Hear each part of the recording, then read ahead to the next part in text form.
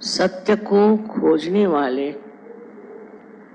और जिन्होंने सत्य को खोज भी लिया है, ऐसे सब साधकों को हमारा प्रणाम।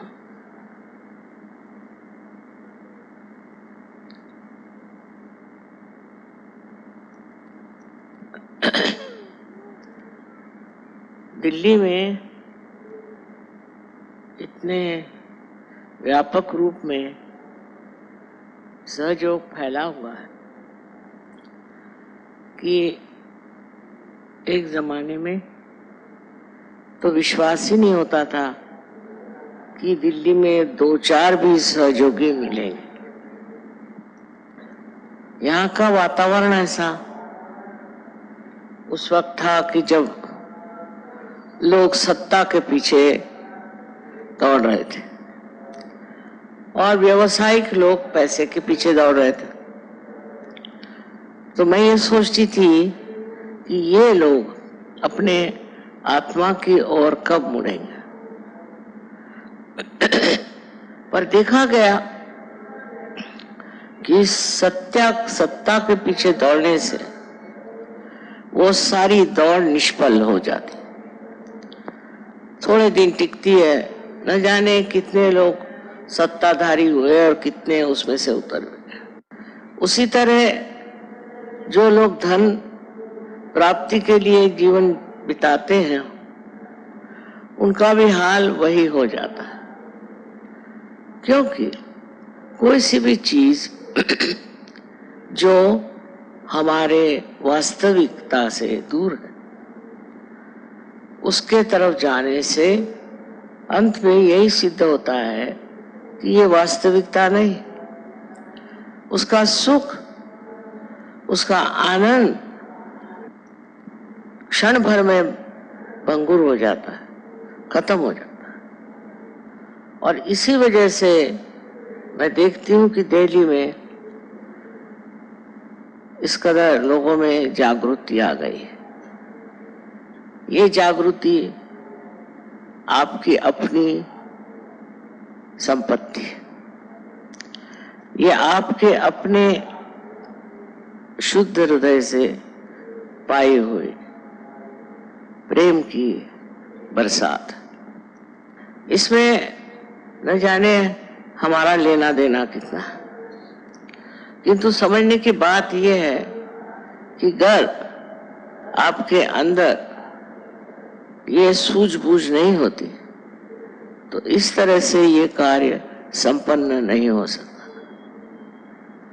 इसमें एक ही समझना है कि अनेक संतों ने इस देश में मेहनत की, हर एक के घर घर में उनके बारे में चर्चा होती है और उन संतों के बारे में बहुत कुछ मालूमात बुजुर्गों के तो है ही, पर बच्चों को भी हो जाती।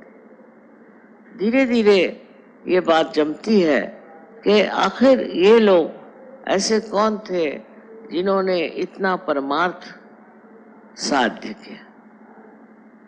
पता नहीं कैसे इतने व्यवसायिक लोग, जिनका सारा ध्यान रात दिन पैसा कमाने में, सत्ता कमाने में जाता है, वो मुड़कर सहयोग में आ गए, क्योंकि उनकी जो वो खोज थी उसमें आनंद नहीं था, उसमें सुकून नहीं था,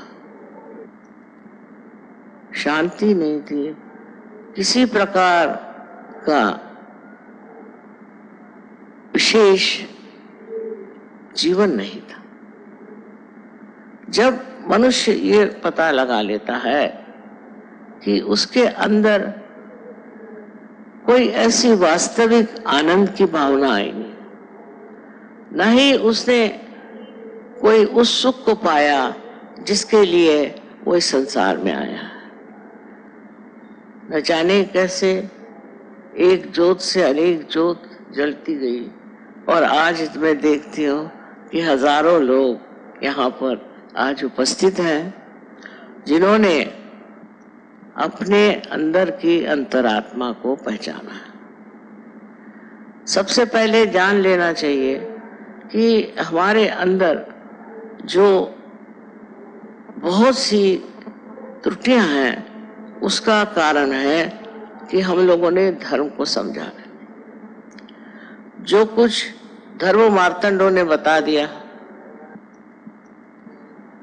हमने उन्हीं को सत्य मान लिया।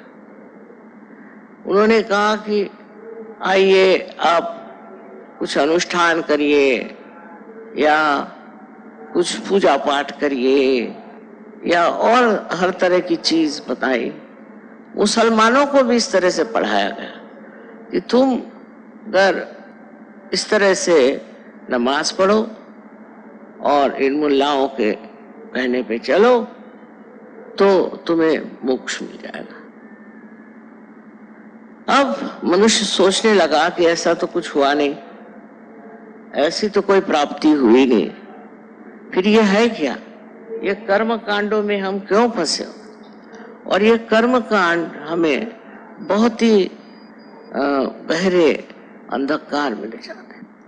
हम लोग सोचते हैं कि इस कर्म कांड से हम कुछ पालेंगे, सो किसी ने पाया नहीं।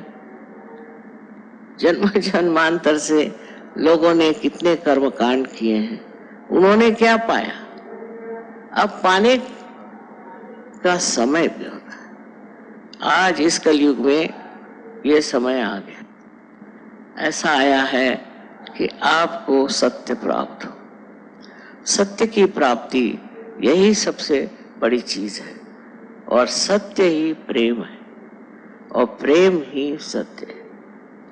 इसकी ओर आप जरा विचार करें कि हम सत्य को खोजते हैं तो सोचते हैं कि सन्यास ले लें, हिमालय पे जाएं, अपने बाल मुंडा लें और तरह की चीजें करें। जब सत्य का वास अंदर है तो ये बाह्य की चीजों से और उपकरणों से क्या होने वाला? इससे तो मनुष्य पा नहीं सकता सत्य, क्योंकि इसके साथ कुछ सत्य लिपटा ही नहीं है। तो करना क्या है? करना ये है कि आपके अंदर जो सुप्त शक्ति कुंडलिनी की है उसे जागृत करना है। अब कुंडलिनी की शक्ति आपके अंदर है या नहीं, ऐसी शंका करना भी व्यर्थ है। हर एक इंसान के अंदर त्रिकोणाकार अस्थि में कुंडलिनी की शक्ति है, और उसे जागृत करना बहुत ही जरूरी है, जिससे कि आप उस चीज को प्राप्त करें जिसे मैं कहती हूँ सत्य, वास्तविकता। सबने कहा है कि अपने को जानो, अपने को पहचानो, लेकिन कैसे? हम तो अपने को जानते ही नहीं। हम जो हैं अंदर से न जाने कितनी त्रुटियों से भरे हुए हैं। लोभ, मोह, मद, मत्सर, लोभ, सब तरह की चीजें हमारे अंदर, और हम ये नहीं समझ पाते कि ये कहाँ से सब आ रही हैं और क्यों हमें इस तरह से ग्रसित किया हुआ। इस चीज का अगर आप ध्यानपूर्वक समझे तो एक बात है कि ये त्रुटियां जो हैं ये सब बाह्य की। आत्मा शुद्ध निरंतर, उसके ऊपर कोई भी तरह की लांछना नहीं आती, और जब ये आई है तो ये किसी वजह से आई होगी। हो सकता है कि आपकी परंपरागत ही आई, पूर्व जन्म से आई, माँ बाप से आई, समाज से आई, न जाने कहाँ से ये सब चीजें आपके अंदर समाविष्ट हुई। अब इसके पीछे अगर खोजते रहें कि ये कहाँ से आई, क्या हुआ, इससे अच्छा है कि इसको किसी तरह से नष्ट कर दें। ये हमारे अंदर जो खराबियां हैं यही नष्ट हो जाएं तो फिर क्या हम एक शुद्ध चित्त बन जाते हैं। इसकी व्यवस्था जिस परमेश्वर ने आपको बनाया उसने की। अब आपके अंदर इतनी ही स्वतंत्रता है कि आप अपने को पहचानने के लिए जो सर्वसिद्ध प्रक्रिया है उससे अपनाएं, और वो प्रक्रिया है कुंडलिनी जागरण की। मैं ये बात कह रही हूँ, ऐसा नहीं, अनादिकाल से अपने भारतवर्ष में कुंडलिनी और कुंडलिनी के जागरण की बात की गई। हाँ, हालांकि उस वक्त में कुंडलिनी का जागरण बहुत कम लोगों को प्राप्त होता और बहुत मुश्किलें होती, लेकिन इसका भी समय आ जाता है कि ये सामूहिक हो जाए। और आज यही बात है, इस सामूहिक स्थिति में आपने कुंडलिनी का जागरण पाया है। अब इस सामूहिक स्थिति पे आकर के जब आप इस कुंडलिनी के जागरण से प्लावित हुए और जब आपके अंदर एक विशेष रूप का चैतन्य स्वरूप व्यक्तित्व प्रकट हुआ है, उस वक्त आपको ये सोचना चाहिए कि वास्तविक मैं तो ये हूं और आज तक न जाने किस चीज के पीछे मैं भ्रामकता में मैं चल रहा था। ये सब होता गया, आपके अंदर जमता गया, बनता गया, और ये सब आपके सुबुद्धि दुर्बुद्धि और न जाने किस चीज से जुटता गया। सबसे बड़ी बात है कि हमें अपने को अगर पहचानना है तो सर्वप्रथम हमारा संबंध उस चारों तरफ फैली हुई चैतन्य सृष्टि से होना चाहिए। चैतन्य से एकाकारिता प्राप्त होनी चाहिए, और उसके लिए चैतन्य से एकाकारिता के लिए कुंडलिनी ही उसका मार्ग है, और कोई मार्ग नहीं। कोई कुछ भी बताए और कोई मार्ग है नहीं, लेकिन लोग आपको भुलावे में डालते हैं और लोग भटकने लगते हैं। जैसे मैं एक बार एक गुरुजी का प्रवचन सुन रही थी, तो उन्होंने तो शुरू में ही गालियां देनी शुरू कर दी। तो उन्होंने कहा कि आप लोग विकृत हैं। मैंने गाली हो गई, आप लोग विकृत हैं और आप की जो तरीके हैं उसमें आप भगवान को नहीं खोज रहे, आप प्रवृत्ति मार्गी हैं, आप हर एक चीज तरफ दौड़ते हैं। ये तो बात सही है, आप सब इस तरह से एक तरफ से दूसरी तरफ दौड़ते हैं, और दौड़ करके और आप अपने को खो जाते हैं।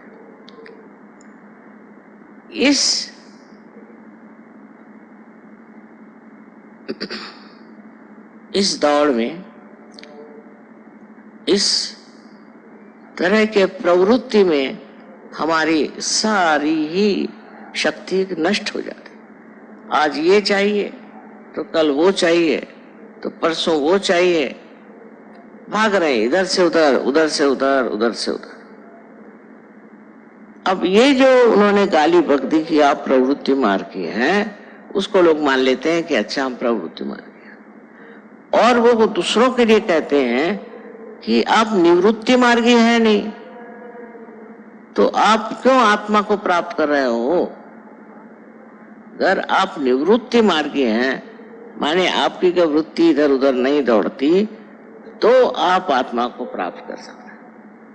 अब पहले ही इस तरह की एक कठिन समस्या उपस्थित कर दी कि सर्वसाधारण मनुष्य अपने को सोचेगा कि हाँ भाई मैं तो हूं प्रवृत्ति मार्गी, तो वो कहेंगे कि अच्छा ठीक है, आप गुरुओं की सेवा करो, उनको पैसा दो, ये मेहनत करो, ये कर्म कांड करो, इधर पैसा लगाओ, उधर पैसा लगाओ, और जिस तरह से भी हो सके तुम सब कुछ अपना परमेश्वर को दे दो, उसके बाद संन्यास ले लो। और आपको ये बात समझ में आ जाती है, भाई ये आसान चीज है, पर ये अंधों की बात है। अच्छे भले आंख होते हुए अगर कोई कहे कि तुम अंधे हो, तो क्या इसे मान लेना चाहिए? कोई कहे आप प्रवृत्ति मार्गी हैं, तो क्या इसे मान लेना चाहिए? अगर आपके अंदर निवृत्ति नहीं है, ऐसा उनका कहना, तो आप ज्ञान मार्ग मतलब सहयोग में नहीं आ सकते। इस तरह की एक भाषा ये लोग व्यवहार में लाते हैं, और उससे सर्वसाधारण जनता ये कहती कि भाई हमारे लिए तो ये ठीक है कि गुरुओं को सेवा करो, उनको सब दो, उनको सब समर्पण दो। इस तरह की जो हमारे अंदर एक गलत धारणा है, बैठ जाती है और हम उसे मान भी लेते हैं, क्योंकि हमारे अंदर विश्वास ही नहीं है कि हम कभी अपने आत्मा को पा सकते हैं और जिससे हम अपने को जान सकते हैं। लेकिन विश्वास रखिए, यहाँ आज बहुत से लोग ऐसे बैठे हैं कि जिन्होंने कुंडलिनी का जागरण और उसकी विशेषताओं से पूर्णतः अपने जीवन को प्रफुल्लित किया हुआ, और आप लोग सभी इस प्रकार इस चीज को पा सकते हैं। आप में कोई कमी नहीं, कोई कमी नहीं, ये शक्ति आप सबके अंदर है। आपने कुछ भी किया हो, आपने कोई भी गलत काम किया हो, आप परमात्मा के विरोध में भी खड़े हो, चाहे जो भी किया हो, ये कुंडलिनी तो अपनी जगह बैठी हुई है, और जब कोई उसको जगाने वाला आएगा तो वो जग जाएगी। और ये जो बाह्य की चीजें हैं, इसको प्रवृत्ति कहते हैं, ये जो आपके अंदर षड्रिपु हैं, ये एकदम झड़ जाए। जब आप देखते हैं कोई बीज आप माँ के उदर में डालते हैं तो अपने आप प्रस्फुटित होता है। बीज में तो कुछ नहीं दिखाई देता, पर जब वो माँ के पेट में जाता है तो वो अपने आप प्रस्फुटित हो जाता है। इतना ही नहीं, पर उसके अंग प्रत्यंग में जीवन आ जाता है। उसी प्रकार कुंडलिनी के जागरण से आप जागृत हो जाते हैं और आपके अंदर की जो वृत्तियां हैं, जो नाशकारी हैं, जो गलत है, वो अपने आप जड़ जाती हैं। ये बड़ा आश्चर्य का विषय है, किंतु ऐसे बड़ी आश्चर्य की बात नहीं, क्योंकि ये घोर कलयुग है, ये घोर कलयुग है, और इसके प्रताप से न जाने कितने लोग झुलस गए। और अब इसी कलयुग में ये कार्य होने वाला है, और इसी कलयुग में आप इसे प्राप्त करने वाले हैं, और उस परम तत्व को आप प्राप्त करने वाले हैं जो आपके अंदर आत्मा स्वरूप विराजित है। उसके प्रकाश में आप अपने को जानेंगे। आप जानेंगे कि आपके अंदर से कौन से दोष गिर गए, और अब आप शुद्ध चित्त वाले आत्मा स्वरूप हो गए। इसको जब आप जान लेंगे कि आपकी ये स्थिति है और यही सच्चाई है, तो जितनी झूठी बातें हैं आप छोड़ देंगे। उससे क्या फायदा? किसी भी झूठी बात को साथ लेकर के आप कहाँ जा सकते हैं?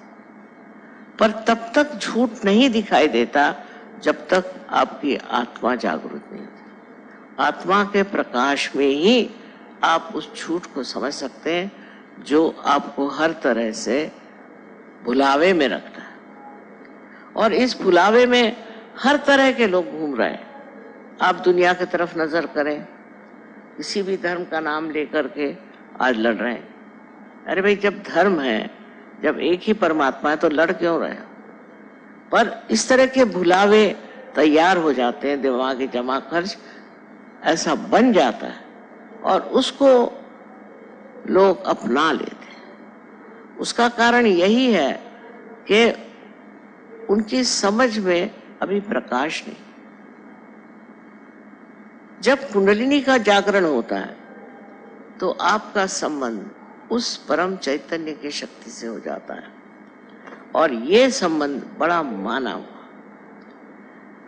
आइंस्टीन जैसे इतने बड़े साइंटिस्ट ने यह कहा है कि जब आपका संबंध टॉर्शन एरिया उसको कहते होता है, तो अकस्मात ऐसी चीजें होती हैं, इस तरह से आप शांत चित्त हो जाते हैं कि उस शांत चित्त में न जाने कितनी उपलब्धियां होती हैं, और कितने तरह के नए नए आपको प्रयोग मिलते हैं, और नई नई उपलब्धियां होती हैं।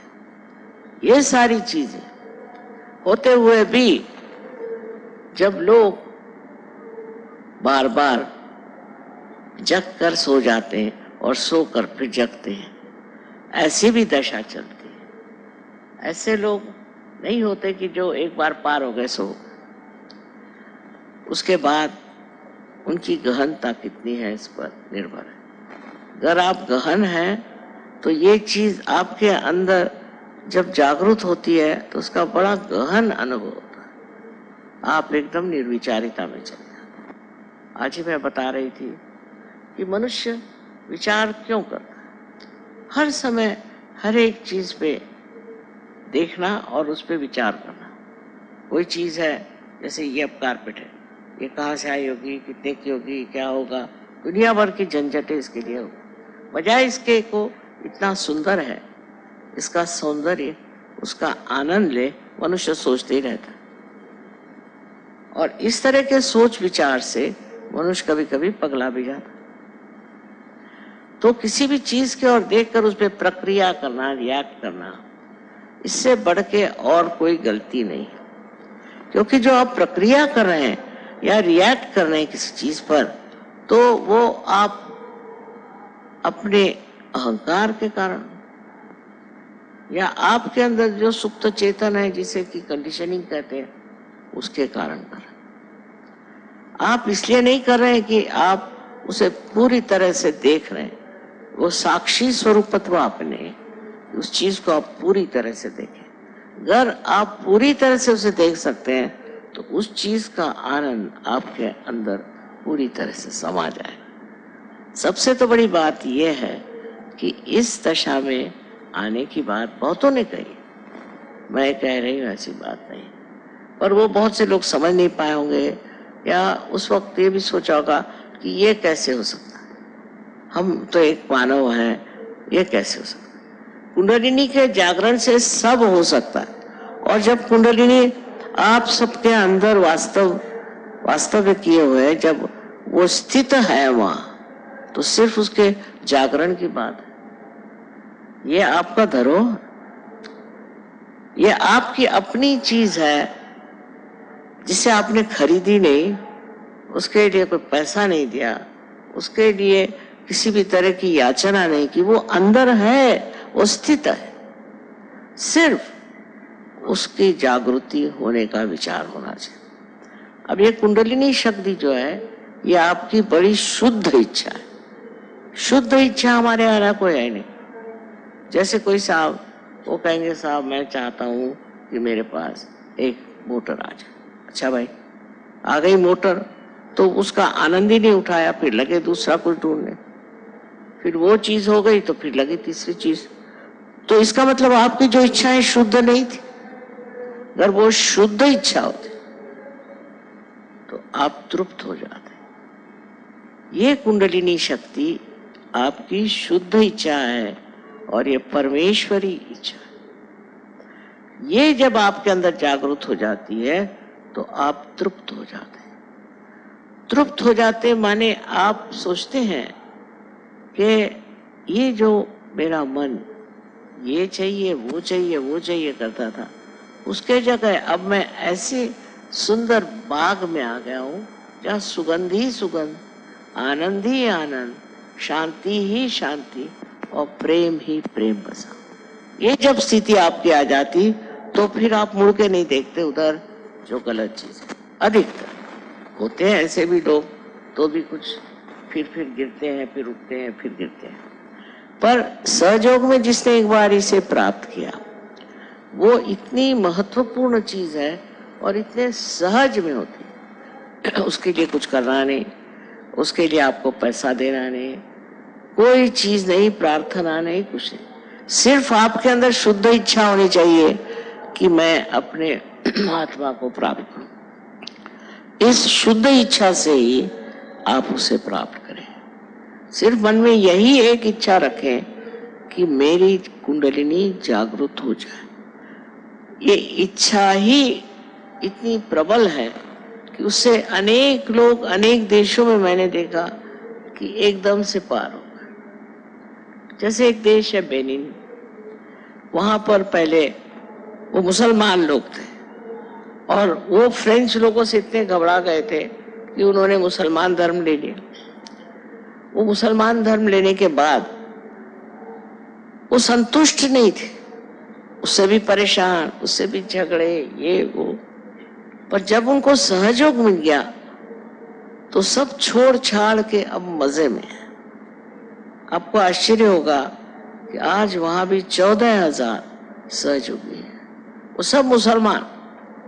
ये तो मैं मुसलमान उनको मानती हूँ कि जिनके हाथ में चैतन्य है, जिनके हाथ बोलेंगे। आज कियामा का जमाना है, अगर आपके हाथ बोल सकते हैं तभी आप मुसलमान हैं, नहीं तो है नहीं। मुसलमान का मतलब है समर्पण, और जब तक आपके हाथ नहीं बोलते आप क्या समर्पण करें। इस तरह से गलत फहमी में पड़े हुए लोग न जाने क्या क्या चीजें करें। इसके लिए ये नहीं है कि आप अगर किसी वेद शास्त्र पढ़े हुए हैं या आप बड़े तीर्थ यात्रा करते हैं और आप दुनिया भर के ब्राह्मणों को, और कहना चाहिए कि आज हमारे पड़ोस में एक बड़े जोरों में मंत्र बोलने लगे, ऐसे लोगों को आप प्रोत्साहित करते हैं और उनकी मदद करते हैं और उनको पैसा देते हैं, इससे कुछ नहीं होने वाला। ये सब बेकार की बातें, बेवकूफी की बातें। समझदारी क्या है कि आपको क्या मिला, आपने सब दिया, आपको क्या प्राप्त हुआ, आपको क्या मिला, क्या आपको अपना आत्म साक्षात्कार मिला। आत्म साक्षात्कार के बाद ही आप जानेंगे कि आप क्या है और क्या आपकी शक्तियां, और क्या कर सकते हैं आप कितने समर्थ हैं। जब तक आपका अर्थ ही नहीं मिलता आप समर्थ कैसे होंगे। इस समर्थता में आप अनेक कार्य कर सकते हैं।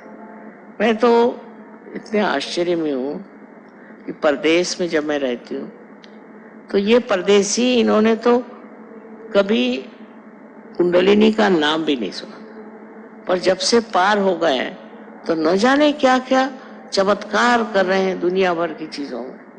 और जब ये मुझे बताते हैं तो मैं सोचती हूँ कि ये चमत्कार का भंडारा जो है ये कैसे एकदम से खुल गया, ये लोग इसे कैसे प्राप्त हुए। सब तरह से शारीरिक, मानसिक, बौद्धिक आपकी पूर्णतया प्रगति हो जाती है और आप इसे आत्मसात कर लेते हैं। इतनी सुंदर चीज है कि अपने आत्मा को आप जाने। आप ही के अंदर ये हीरा है, आप ही के अंदर ये ज्ञान, आप ही के अंदर सब कुछ है।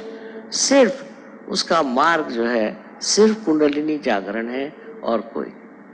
ये मैं आपसे इसलिए बताना चाहती हूँ कि बहुत बार मुझे लोग प्रश्न पूछते हैं कि कुंडलिनी से और कोई मार्ग है। मैंने कहा और कोई मार्ग नहीं। सच बात तो ये, उसमें मेरा लेना देना कोई नहीं, लेकिन आपको तो जो सच है वही बताना है कि कुंडलिनी के जागरण के सिवाय आपके पास और कोई मार्ग नहीं है जिससे आप अपने को भी जाने और दुनिया को भी जाने। सारे दुनिया भर के धंधे छोड़ करके सीधे अपने अंदर बसी हुई इस महान शक्ति का उद्घाटन करना ही आपका परम कर्तव्य। आज आप लोगों को यहाँ देख करके इतने बड़ी तादाद में मेरा हृदय भरा था। एक जमाना था कि मैं दिल्ली को बिल्ली कहती थी, यहाँ तो किसी की खोपड़ी में सहज घुसेगा नहीं। वो आज मैं देख रही हूँ कि आप लोगों ने इसे आत्मसात किया और अपनाया, और सब तरह का लाभ ही लाभ है, हर तरह का लाभ इसमें है। और अगर महालक्ष्मी की कृपा हो जाए तो अपना देश भी एक बड़ा सुरम्य और बहुत वैभवशाली देश हो सके। इसलिए हमको सबको सामाजिक रूप से इसे फैलाना चाहिए, और इस सामाजिक रूप में हर तरह का पहलू हमें पहचाना। जहाँ जहाँ लोगों को तकलीफ है, मैंने कम से कम ऐसे 16 प्रोजेक्ट बनाए जिसमें औरतों को मदद करना, बच्चों को मदद करना, बीमारों को मदद करना, बूढ़ों को मदद करना, खेतीहर लोगों को मदद करना आदि अनेक से प्रोजेक्ट्स बनाए हैं कि जिसमें सहयोग कार्यशील। और इस कार्य को करते हैं वो समझते हैं कि ये हमारे अंदर इतनी शक्ति कैसे है। हम रोगों को ठीक करते हैं, पागलों को ठीक करते हैं और सबको व्यसन से छुड़ाते हैं। ये सब शक्तियाँ हमारे अंदर कैसे हैं? ये शक्ति आपके अंदर आने का एकमेव साधन है, वो है कुंडलिनी का जागरण, और उसको जागरूक रखना चाहिए। इधर उधर भटकने वाले लोगों को ये ठीक है कि वो एक जगह जरा रुक जाएं और देखें कि आप हैं कौन, आप कितनी महान वस्तु, आप में कितना सामर्थ्य, और उसे आप किस तरह से इस्तेमाल करना चाहिए। मुझे पूर्ण आशा है कि अगले वक्त मैं जब आऊँ तो इससे भी दूने लोग यहाँ रहे। इतना ही नहीं, वो लोग कार्यान्वित सहयोग में उसको पा करके आपको संन्यास लेने की जरूरत नहीं, हिमालय पर जाने की जरूरत नहीं, यही समाज में रह करके सहयोग को फैलाना है और इस तरह से विश्व में एक विशेष सहज समाज बनाना है।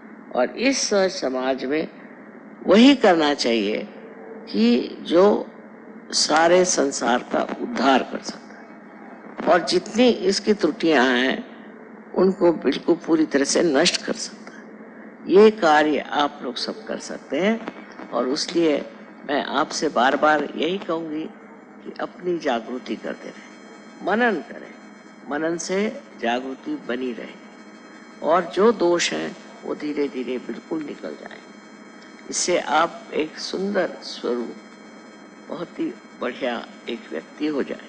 ऐसे अगर व्यक्ति समाज में हो जाए तो ये दुनिया भर की जो आफतें मची हुई हैं, दुनिया में मारा मारी और इस तरह के घोर अत्याचार हो रहे हैं, ये सब रुक जाए, क्योंकि आप एक सुंदर मानव प्रकृति बन जाएंगे और ये सब चीज़ों से आप दूर रह करके भी इन पर अपना प्रकाश डाल सकते हैं और सब ठीक कर सकते हैं। आज के इस वातावरण में मनुष्य घबरा जा सकता है कि हो क्या रहा है, कैसे हो रहा है। इन सब का एक ये सोचना चाहिए कि एक दिन आता है कि सब चीज़ सामने आकर खड़ी हो जाती और इतने दिन से चलने वाली ये चीज़ आज एकदम से उद्घटित हो जाए। इसका कारण क्या कि सब लोगों ने अभी तक आत्मा को वर्ण नहीं। अगर आत्मा को आप अपना लें तो इस तरह की न गलतियां होंगी न ऐसी चीज आगे चले। तो अब ऐसी रुकावट आ गई है, इंसान हठा खड़ा हो गया और सोचता है ये है क्या, ये है यही कि आप भटक गए और कुछ लोग तो खाई में गिर गए भटक कर। यही चीजें हैं, इसको समझने की कोशिश करनी चाहिए। इतने सालों से अपने देश में जो महापाप चल रहा था वो आज उद्भव हुआ, सामने आके खड़ा हो गया, छोटे से प्रमाण हो गया। इससे जागरूक होने की जरूरत है कि कहीं हम भी इस भटकावे में तो चल नहीं रहे, हम भी इस तरह लुढ़क तो नहीं रहे कि जहाँ हमें नहीं जाना चाहिए। आपको आश्चर्य होगा कि आजकल हिंदुस्तान में तो मैं देखती हूँ हर एक को ये बीमारी हो गई। जो देखो वही पैसा बनाता, जो देखो वही चाहता है कि किस तरह से नोच खसोट ले। अच्छा, परदेश में नहीं, परदेश में ऐसा नहीं। यानी मुझे खुद हमेशा घबराहट लग रही रहती है कि लोग मेरे पास इसीलिए आ रहे हैं किस तरह से उससे पैसा निकाले। अब ये पैसा मेरा जो है ये समाज कार्य के लिए, इसलिए नहीं कि कोई चोर उचक के आए और मुझे लूट ले, पर वो कोशिश करते हैं। इसी प्रकार एक तरह की अपने यहाँ एक भावना आ गई कि जैसा भी हो पैसा बना लो, पर ये लक्ष्मी नहीं है, ये अलक्ष्मी है। क्योंकि आप तक जब लक्ष्मी आएगी तो बहुत चंचल है और वो ऐसे रास्ते पे ले जाएगी कि आपके अंदर अलक्ष्मी आ जाए और उस अलक्ष्मी में आपको समझ में आ क्या करना। इसलिए किसी भी चीज की ज्यादती करने से पहले ये सोच लेना चाहिए कि हम कहाँ जा रहे हैं, कहाँ अग्रसर हो रहे हैं, कौन से जंजाल में फंस रहे हैं। तो इस तरह की जो भावनाएं हमें हैं कि पैसे के मामले में हमें बहुत सतर्क रहना चाहिए और दूसरे का कैसा पैसा निकाल सकते वो करना चाहिए, ये चलने वाला नहीं। पैसा आप क्या उठा के अपने साथ ले जाएंगे? ये सारा कुकर्म है, ये आप ही के खोपड़ी पे बैठेगा, क्योंकि मानती हूं मैं ये घोर कलयुग है। और इसी के साथ एक और चल रहा है, उसको मैं कृत युग कहती हूँ। जब ये परम चैतन्य कार्यान्वित है और ये परम चैतन्य वो कार्य कर रहा है जिससे बार बार ऐसे लोगों को ठोकरें लगेंगी और वो समझ जाएंगे कि ये हम बहुत ही सामाजिक हित के विरोध में। अगर आपको लोगों का हित पाना है तो आपके अंदर शक्ति है, उसे आप जागरूक करें और उनका हित सोचें। किंतु हित के मामले में भी स्वार्थ नहीं होना चाहिए। असल में अपने यहाँ तो शब्द भी इतने सुंदर हैं। स्वार्थ का मतलब स्व का अर्थ। क्या आपने अपने स्व का अर्थ जाना है? स्व का अर्थ जान लेना ही स्वार्थ है और बाकी सब बेकार। अगर ये चीज हम लोग समझ लें कि हमने अपने स्व का अर्थ नहीं जाना, तो हम उधर ही अग्रसर होंगे, वही हम कार्य करेंगे जिसे स्व के अर्थ जानने की व्यवस्था हो।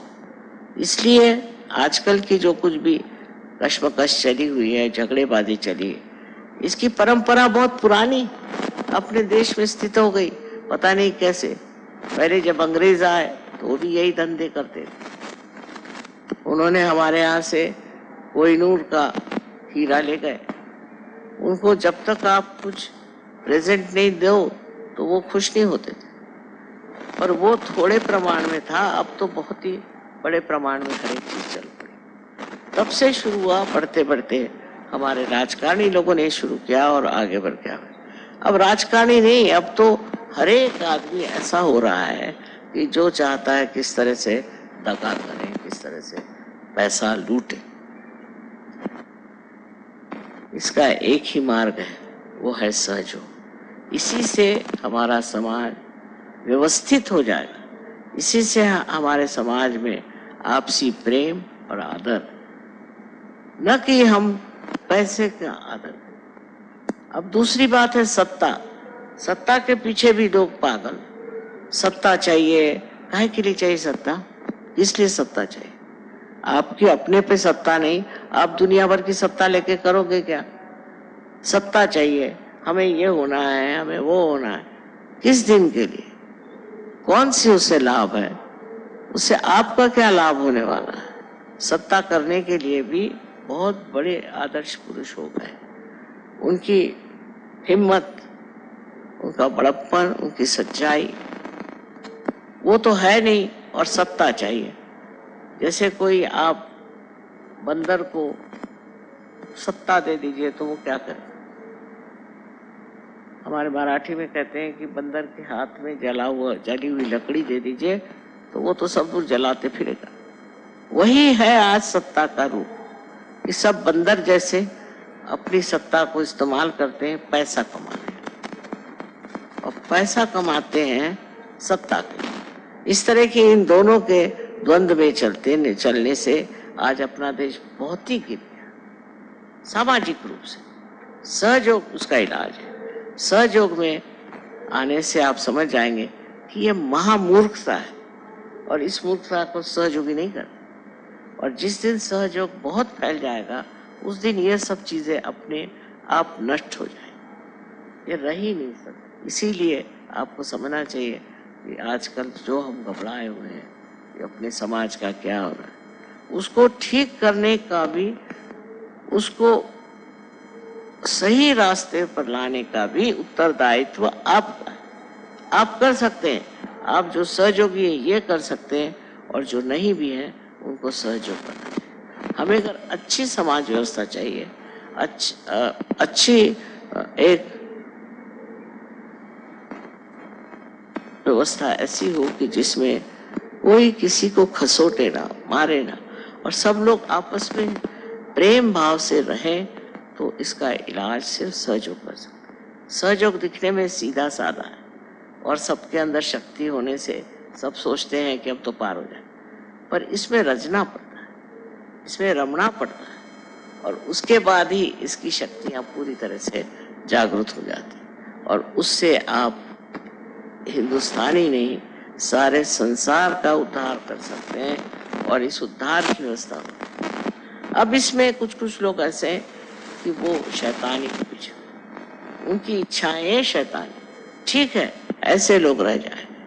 मैंने बहुत बात आपसे बताया है कि अब ये जो है आखिरी जजमेंट आ गया।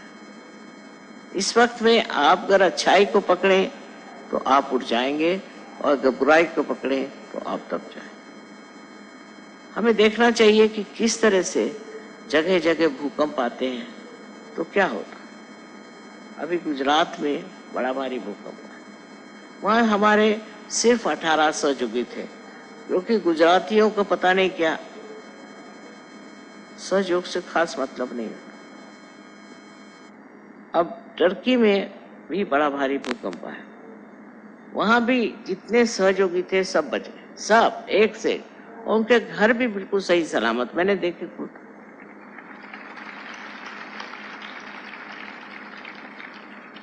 क्योंकि आप परमात्मा के साम्राज्य में आ गए तो आपका संरक्षण है, आपको कोई मार नहीं सकता, कोई आपको नष्ट नहीं कर सकता। ऐसे ही और भी जगह जहां भूकंप हुए वहां भी हमने यही देखा कि सहयोगी एक भी नष्ट नहीं, न उसका घर नष्ट हुआ। लातूर की ये बात है कि लातूर में हमारा जहां सेंटर था उसके चारों तरफ खंदक बन गया, चारों तरफ, और बीच में सेंटर बिल्कुल ठीक, और एक भी लातूर का सहयोगी मरा नहीं। कैसा हुआ कि चतुर्दशी के दिन गणपति को विसर्जित करते हैं, सबने विसर्जन किया और विसर्जन करके आए, और उनमें से जो लोग दुष्ट प्रवृत्ति थे उन्होंने शराब लेके पीना शुरू, शराब पी करके नाच रहे थे, और नाचते नाचते सब जमीन के अंदर।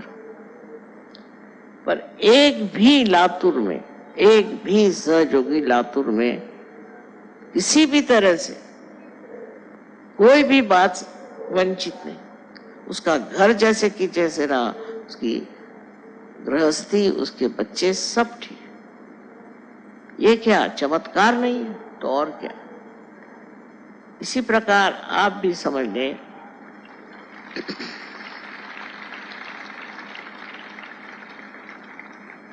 कि परमात्मा का जो संरक्षण है वो आपके ऊपर होगा, क्योंकि आप उसके साम्राज्य में गए। इन सारे साम्राज्यों से बाहर इतने ऊंचे आप चले गए कि आपको अब किसी भी चीज का भय नहीं, कोई भी चीज आपको नष्ट नहीं कर सकती। इस तरह से हमने सहयोग में अनेक उदाहरण देखे, अनेक लोगों को बीमारी से उठते देखा। ड्रग लेने वाले लोग एक रात में ही बदल जाते, एक रात में बदल गए। किसी को आश्चर्य होगा ये कैसे हुआ। वही बात मैंने कही कि कुंडलिनी के जागरण से अपने अंदर की सब विकृतियां जड़ जाती, और इस तरह से हर जगह ये कार्य हो रहा है। और लोग अब महसूस कर रहे हैं, इसको समझ रहे हैं कि परिवर्तन की बहुत जरूरत है। इस परिवर्तन के सिवा कुछ भी नहीं बदल सकता, कुछ भी ठीक नहीं हो सकता। ये मनुष्य ही है जो सब गड़बड़ करता है, और ये मनुष्य ही है वो खुद इसको उठाएगा और बढ़ाएगा।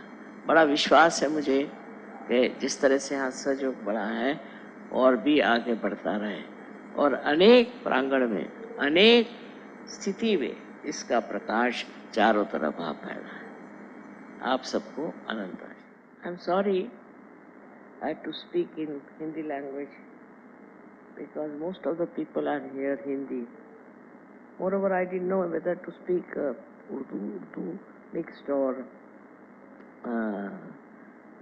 Sanskritized Hindi, because we have lots of languages here and they all have different hues. As it is, whatever I have told them is very simple, which you all know, that you have to have your Kundalini awake, because that is your pure desire. And to achieve that pure desire, you don't have to do anything. It just works out as you have seen, for which you don't have to pay, for which you don't have to stand on your head, for which you don't have to give up anything. This is not a new thing for you. You all know and you have achieved it. What I am very proud of, that in this country we have the heritage of saints and of many people who have talked about it.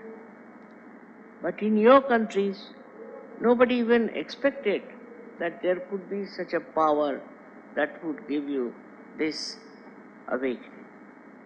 But just imagine, it has worked wonders. Now, as you know, we are working in 86 countries. While I am not visiting them, neither have I energy to go to all of them. But how it is working, because when you got it, you took it with you and you gave it to others. One person can give realization to 1,000 people, you know that way. So the way you people have accepted Sahaja Yoga and have taken up as a mission, I wish everywhere in every country people do that. If we have to change this world, if you have to change all our circumstances, it is important, very important, to see what is your role, what is your life itself, what is your existence for. After realization, your existence is for giving realizations to people. This you must realize. Nothing is more important. Job is not important, money earning not important, positions not important, but give realization to people and otherwise everything will fit into it. For example, I see here a camera. See, for camera I don't have to do anything. Only if you click it, you get the photograph. Sahaja Yoga is like that. That if you decide, if you really decide in your hearts that we are going to spread Sahaja Yoga out and out, nobody can stop it, because it's the help of God Almighty that you can do it, which is a very simple work and that is most satisfying. That's all I have to say to people who are Sahaja Yogis abroad. They should first think of spreading Sahaja Yoga and saving people. It is their basic minimum of minimum idea should be about self-realization. You don't know how one feels happy to see so many people getting realization. And it's such a joy-giving thing to give realization to people. I know so many of you are doing that way, but all of you should do it. All of you should work it out instead of getting lost into nonsensical things. This is my request is, and I would say that there are so many great people among you. You should follow their model and try to make a beautiful world out of this horribly threatening, useless world. May God bless you. It is very important, it's a most precious thing that has to happen. Then you will understand what is your value.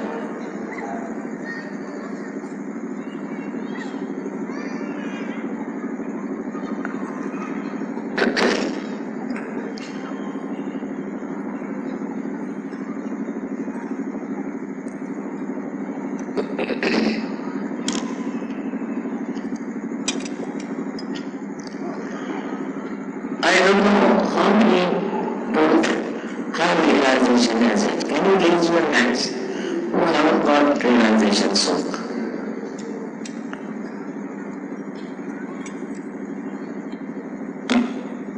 Please raise your hand.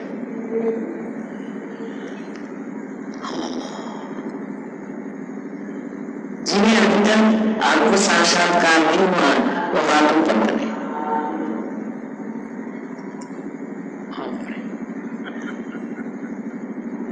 अभी भी इतने लोग हैं। अच्छा, हाथ नीचे कर।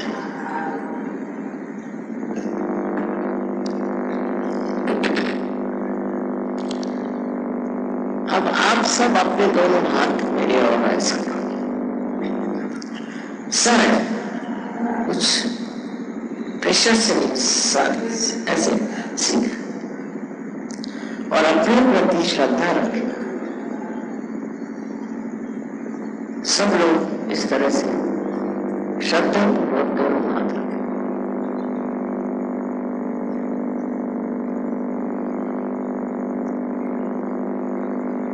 आप लोग इस भारत भूमि के आंचल में बैठे हुए हैं।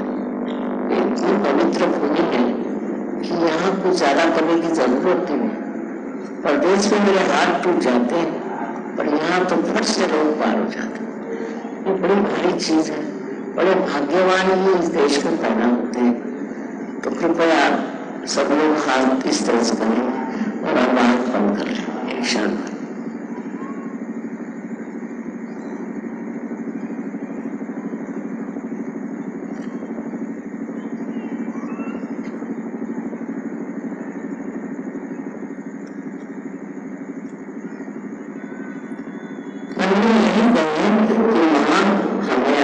साक्षात्कार कीजिए।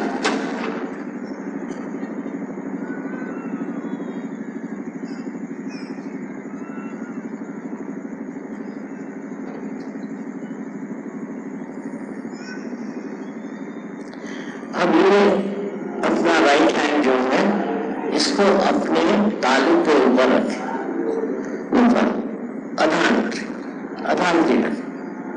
पैर सीधे रखें। सब जमीन पर जो बैठे हैं वो तो ठीक ही है, और बाकी लोग सीधे पैर करके बैठे। अब थोड़े ऊपर उठा के देखिए कि अपने सर में, जिसे हम तालू भाग कहते हैं, वहां से कुछ ठंडी ठंडी या गर्म भी हवा आ सकती है। गर्म हवा आ सकती है। अगर आपने माफ नहीं किया है तो गर्म हवा आएगी, इसलिए माफ कर दीजिए सबको। अब देखिए, सर झुका के देखिए कि आपके अंदर से ठंडी ठंडी हवा आ रही है आपके अपने अंदर से।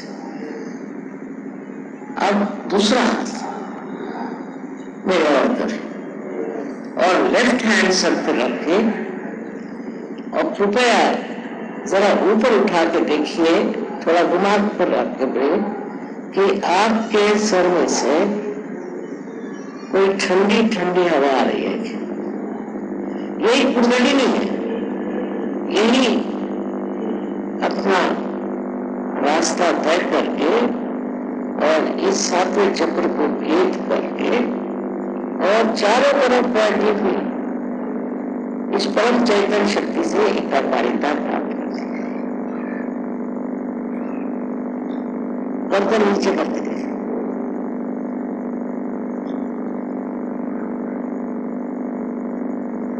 अब एक बार फिर से लेफ्ट हैंड मेरी तरफ करें और राइट हैंड से देखिए।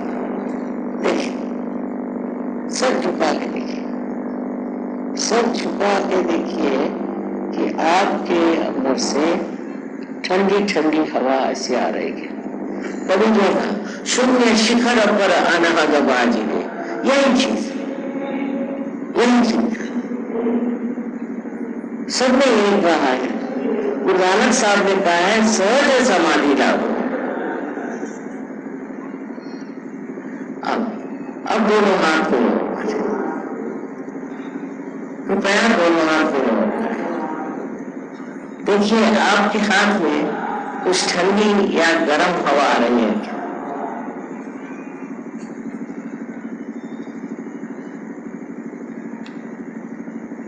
किसी को नीचे से भी आ रही होगी तो वो ऐसे करके ऊपर उठा ले।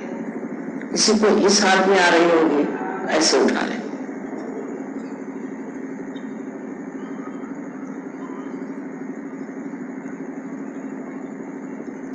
अब जिन लोगों के हाथ में नहीं आती थी ठंडी हवा, या जिनकी कुंडलिनी जागृत नहीं हुई जभी कहा, वो लोग कृपया आप ऊपर करें जिनके हाथ में ठंडा आ गया। तो कहना पार, सबके सब पार हो गए।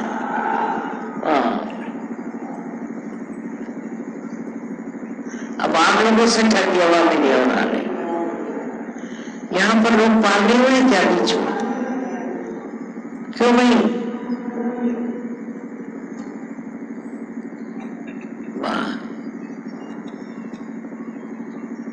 इस गर्मी में भी इतनी ठंडी हवा चल रही। आप सबको मेरा अनंत आशीर्वाद। अब अपने अपने दायरे में देख लीजिए कि कहाँ आपके सेंटर्स हैं, वहां आप जाइए और गहन उतरिए। एकदम से पार होने से सब कुछ होगा, गहनता आनी चाहिए और उसमें सब कुछ सहयोग के बारे में जान लीजिए। बारीक से बारीक बात भी आप समझ सकते हैं।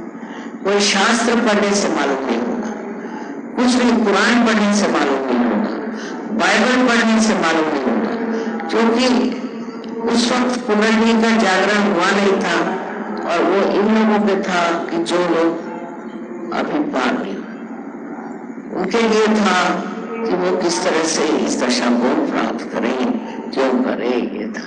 पर अब आप तो प्राप्त कर चुके, अब इससे आगे का जो कुछ भी कार्य है वो कैसे करना चाहिए, इसके लिए आप कृपया अपने घर के नजदीक या थोड़े दूर पर भी हो, जहां भी आपका वास्तु है, उससे पास में या दूर आपको अगर कोई वहां सेंटर मालूम हो तो वहां जिस दिन सेंटर चलता उस दिन जरूर जाइए। मुझे आशा है कि आप लोग इसको शिरोधार्य समझें, इसका मान रखें। जो मिला है वो अनंत वर्षों से किसी को नहीं मिला था, वो आपने प्राप्त किया। उसका आप गौरव जानेंगे जब आप उसकी शक्ति को आजमाएंगे। तो इसको प्राप्त करें और अपना सम्मान रखें, अपनी इज्जत रखें।